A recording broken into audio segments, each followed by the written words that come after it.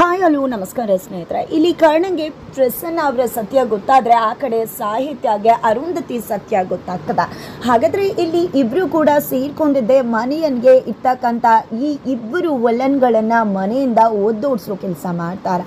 ಇಲ್ಲಿ ಕರ್ಣಂಗೆ ಸಾಹಿತ್ಯಗೆ ಕರ್ಣ ಇಬ್ಬರು ಕೂಡ ಅವರಿಗೆ ಗೊತ್ತಿರೋ ಸತ್ಯವನ್ನು ತಿಳಿಸ್ತಾರೆ.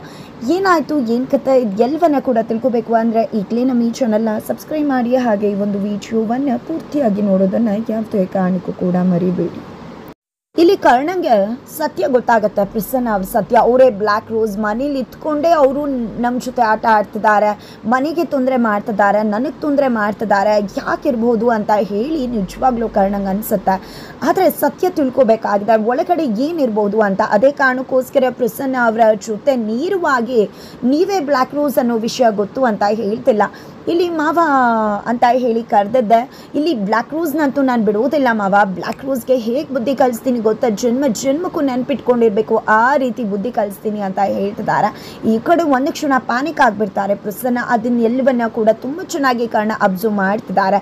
ಜೊತೆಗೆ ಬ್ಲ್ಯಾಕ್ ರೋಸ್ ವಿಷಯ ನನ್ನ ಹತ್ರ ಈಗ ಯಾಕೆ ಬಂತು, ನಿನ್ಗೇನಾದರೂ ಸುಳಿವು ಸಿಗ್ತಾ ಅಂದಾಗ ಸುಳಿವು ಸಿಕ್ಕಿಲ್ಲ, ಬಟ್ ಸಿಗುತ್ತೆ. ಯಾವುದೇ ಕಾರಣಕ್ಕೂ ಬ್ಲ್ಯಾಕ್ ರೋಸ್ನಂತೂ ಸುಮ್ಮನೆ ಬಿಡೋ ಮಾತೇ ಇಲ್ಲ. ಅವನಿಗೆ ಹೆಂಗೆ ಪಾಠ ಕಲಿಸ್ತೀನಿ ಗೊತ್ತಾ ಅಂತ ಹೇಳ್ತಾರೆ.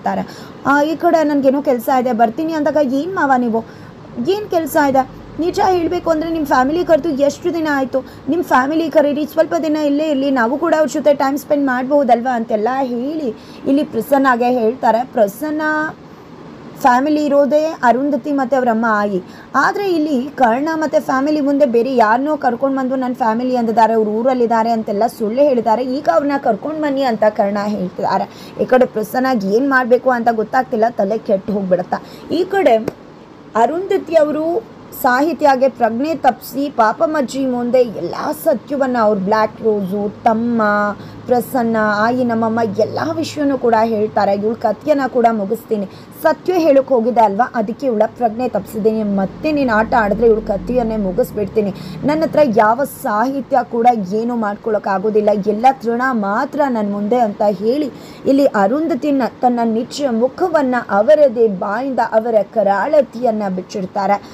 ಫೈನಲಿ ಇಲ್ಲಿ ಅರುಂಧತಿ ಹೋಗ್ತಿದ್ದಾಗೆ ಅಲ್ಲಿ ಸಾಹಿತ್ಯ ಎಚ್ಚರ ಆಗ್ತಾಳೆ. ಪಾಪಮ್ಮಜ್ಜಿಗೆ ಫುಲ್ ಖುಷಿ ಆಗಿಬಿಡುತ್ತೆ, ಸಾಹಿತ್ಯಗೇನೂ ಆಗಿಲ್ಲ ಅಂತ. ಸಾಹಿತ್ಯಗೆ ಆಘಾತ ಆಗ್ತದೆ, ಯಾಕಂದರೆ ಅವಳಿಗೆ ಯಾವುದೇ ಪ್ರಜ್ಞೆ ತಪ್ಪಿರಲಿಲ್ಲ. ನಿಜ ಹೇಳಬೇಕು ಅಂದರೆ ಪಾಪಮ್ಮಜ್ಜಿ ರೂಮಲ್ಲಿ ಬಿದ್ದಿರ್ತಕ್ಕಂಥ ಗ್ಲಾಸ್ ಪೀಸನ್ನು ತೆಗೆದು ಡಸ್ಟ್ಬಿನ್ಗೆ ಹಾಕಬೇಕಿದ್ರೆ ಅಲ್ಲಿ ಫೋಟೋಸ್ ಸುಟ್ಟಿತ್ತು, ಅರುಂಧತಿದು ಮಾರ್ಕ್ ಮಾಡಿತ್ತು, ಅಲ್ಲಿ ಸಾಹಿತ್ಯವಾಗಿ ಅನುಮಾನ ಬಂದಿತ್ತು.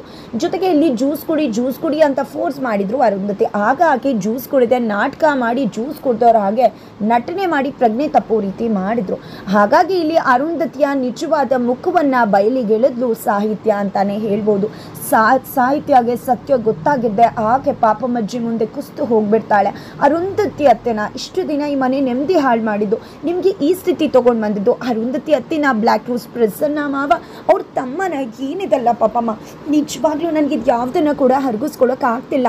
ಅಲ್ಲಿ ಮಾವ ಕರ್ಣ ದೇವತೆ ಅಂತ ಅಂದ್ಕೊಂಡಿದ್ದಾರೆ, ಇಡೀ ಮನೆ ಅರುಂಧತಿ ಅಮ್ಮನ ದೇವತೆ ಅಂತ ಅಂದ್ಕೊಂಡಿದ್ದೆ. ಆದರೆ ಈ ಮನೆನ ಸರ್ವನಾಶ ಮಾಡ್ತಿರೋ ರಾಕ್ಷಸಿ ಇವರೇ ಅನ್ನೋದು ಯಾರಿಗೂ ಕೂಡ ಗೊತ್ತಿಲ್ಲ. ಇದನ್ನು ಹೇಗೆ ಫೇಸ್ ಮಾಡಬೇಕು ಅಂತಲೇ ನನಗೆ ಗೊತ್ತಾಗ್ತಿಲ್ಲ ಪಾಪಮ್ಮ ಅಂತ ಹೇಳಿ ಸಾಹಿತ್ಯ ಕುಸ್ತು ಹೋಗ್ಬಿಡ್ತಾಳೆ. ನಂತರ ಇಲ್ಲಿ ಸಾಹಿತ್ಯ ಊಟ ಮಾಡದೆ ಯೋಚನೆ ಮಾಡಬೇಕಾದ್ರೆ ಅಲ್ಲಿಗೆ ಕರ್ಣ ಬರ್ತಾರೆ. ತಾನೇ ಊಟ ಮಾಡಿಸ್ತಿದ್ದಾರೆ, ಊಟ ಮಾಡಿರಿ ಅಂತ ಹೇಳಿ.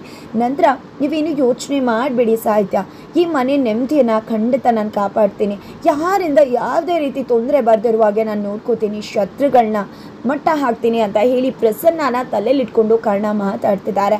ಆದರೆ ಇಲ್ಲಿ ಸಾಹಿತ್ಯ ಅರುಂಧತಿನ ತಲೆಯಲ್ಲಿಟ್ಕೊಂಡು ಮಾತನಾಡ್ತಾಳೆ.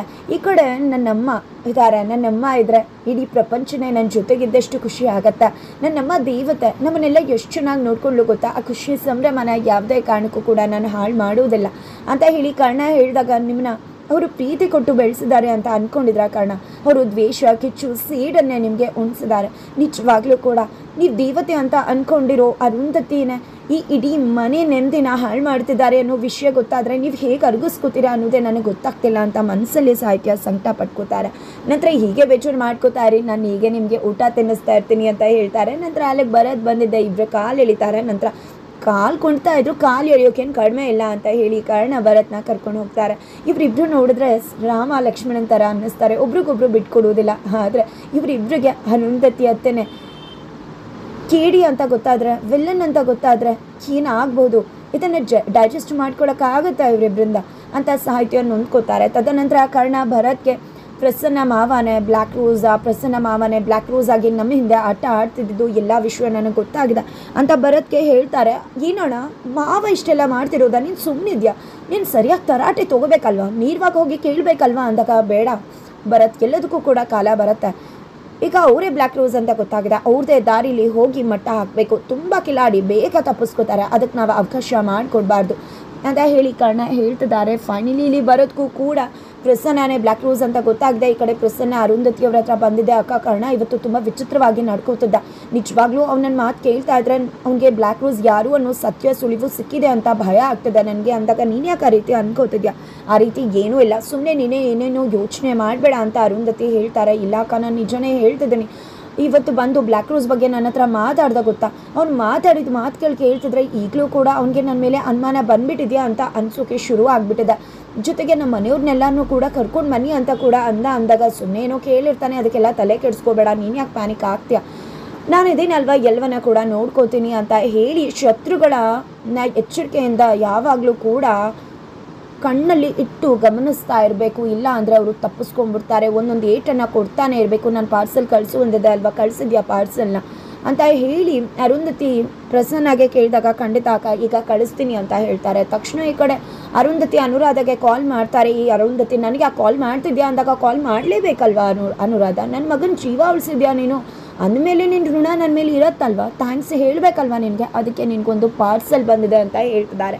ಆ ಪಾರ್ಸೆಲ್ನ ನೋಡಿ ಅನುರಾಧ ಶಾಕ್ ಆಗ್ತಿದ್ದಾರೆ. ತದನಂತರ ಇತ್ತ ಕಡೆ ಸಾಹಿತ್ಯ ಮಾವನ ಹತ್ರ ಬರ್ತಾರೆ. ಅತ್ತೆ ಎಲ್ಲಿ ಅಂತ ಕೇಳಿದಾಗ ನಿಮ್ಮ ಅತ್ತೆ ಆಲ್ರೆಡಿ ಮಲ್ಕೊಂಡ್ರಲ್ವ, ಜೊತೆಗೆ ದೇವಸ್ಥಾನಕ್ಕೇನೋ ಹೋಗ್ತೀನಿ ಅಂತಿದ್ರು, ಮಲ್ಕೊಂಡ್ರು ದೇವಸ್ಥಾನಕ್ಕೆ ಹೋದ್ರು ಗೊತ್ತಿಲ್ಲ ಅಂದಾಗ ಇಷ್ಟೊತ್ತಲ್ಲಿ ದೇವಸ್ಥಾನಕ್ಕೆ ಹೋಗೋದಾ ಅಂತ ಸಾಹಿತ್ಯ ಕೇಳಿದಾಗ ಹೌದು ಅದೇನೋ ಪೂಜೆ ಇದೆ ಅಂತ ಹೇಳ್ತಾ ಇದ್ಲು, ಆ ಪೂಜೆವೇನೋ ಮಾಡಿಸೋದಕ್ಕೆ ಹೋಗಿರ್ಬೋದು ಅಂತ ರಾಜೇಂದ್ರ ಪ್ರಸಾದ್ ಹೇಳ್ತಿದ್ದಾರೆ.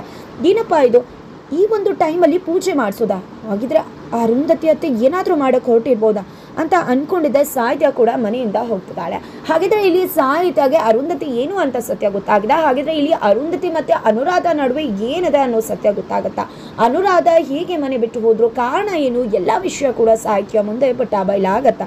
ಜೊತೆಗೆ ಅರುಂಧತಿಯನ್ನ ನೇರವಾಗಿ ಎದುರಿಸಿ ಜೊತೆಗೆ ನಿಂತು ಬಿಡ್ತಾಳೆ ಸಾಹಿತ್ಯ. ಇಲ್ಲಿ ಸಾಹಿತ್ಯ ವರ್ಸಸ್ ಅರುಂಧತಿ ಫೈಟ್ ಶುರು ಆಗ್ತಿದ್ಯಾ, ಏನೆಲ್ಲ ಆಗತ್ತೆ ಮುಂದೆ, ಅತ್ತೆ ಸೊಸೆ ಇಬ್ಬರ ಕಾಳಗ ಮನೆಯಲ್ಲಿ ನಿಜವಾಗ್ಲೂ ಕೂಡ ಕೋಲಾಹಲ ಎಬ್ಸತ್ತ. ಇಲ್ಲಿ ಕರ್ಣಗೆ ಪ್ರಸನ್ನ ಜೊತೆ ಅರುಂಧತಿ ಕೂಡ ಬ್ಲ್ಯಾಕ್ ರೋಸ್ ಅನ್ನೋ ವಿಷಯ ಗೊತ್ತಾಗಿ ಬಿಡುತ್ತಾ. ಸತ್ಯ ಸ್ಫೋಟದ ಜೊತೆಗೆ ಮಹಾ ತಿರುವು ಸಿಗ್ತದೆ. ಅದೇನಿರ್ಬೋದು ತಿಳ್ಕೊಬೇಕು ಅಂದರೆ ಮುಂದಿನ ವೀಡಿಯೋಗೆ ವೇಟ್ ಮಾಡೋದನ್ನು ಮರಿಬೇಡಿ.